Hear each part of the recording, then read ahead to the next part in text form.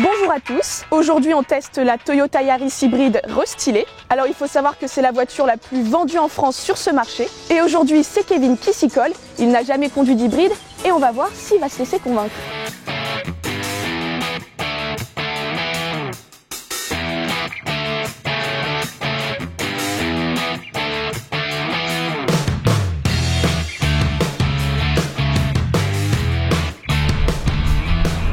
Alors, première impression sur le bruit du moteur? Moi, c'est la première fois, donc là, je suis vachement étonné qu'on n'entend rien du tout. On a une sensation de calme. Je pense que même sur du long trajet sur l'autoroute, c'est agréable à conduire. Oui. Là, on ne lui demande pas plus d'efforts que ça, donc du coup, on a le calme, ça se conduit bien, c'est stable. Je pense que le seul terrain où elle est pas super performante, je pense que c'est comme ça dans la montagne. Ouais, c'est le gros défaut que je pourrais lui reprocher, ouais. C'est vraiment sur le moteur. Quand on a besoin d'un petit peu de pêche, on reste un peu sur notre faim. Faudra peut-être attendre le Toyota RAV4 hybride alors pour te convaincre dans la montagne. Exactement, pourquoi pas. Kevin, toi tu conduis une Toyota Yaris, qu'est-ce qui change par rapport à la tienne sur cette version? Et ben, ce qui change vraiment par rapport à la mienne, c'est la calandre. Et puis c'est vrai que ce X là qu'ils ont fait devant ressemble beaucoup à la petite Toyota Aygo. Est-ce que tu trouves qu'on voit vraiment que c'est une hybride à première vue? À première vue, non, on voit pas que c'est une hybride. Après, en connaissant un peu Toyota, c'est vrai que le logo bleu indique que c'est leur gamme hybride. D'une allure générale, tu aimes plutôt l'esthétique de la voiture? Bah, moi, j'étais déjà très content de la mienne, donc c'est vrai que l'esthétique n'a pas énormément changé.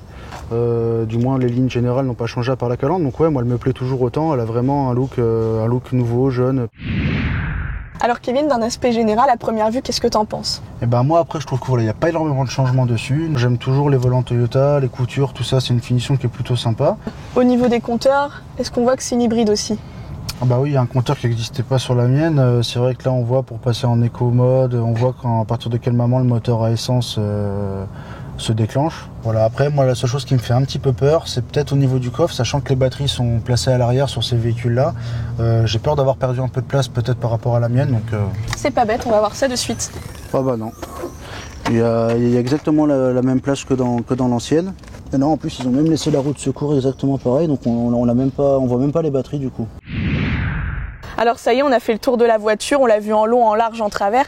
Est-ce que maintenant que tu l'as essayé, tu serais prêt à te laisser tenter par une hybride? Bah ça globalement, voilà, c'est une voiture qui me plaît, elle est plutôt agréable, c'est vrai que c'est une belle voiture.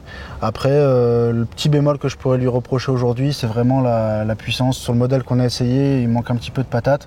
Donc je pense que je me laisserai bien tenter, mais avec un moteur un petit peu plus sympa. Très bien, merci Kevin. Et si vous aussi, vous voulez venir essayer des voitures avec nous, il suffit de vous inscrire sur Twitter, sur Facebook ou sur autotest.fr. Et nous, on se retrouve très vite pour un prochain essai.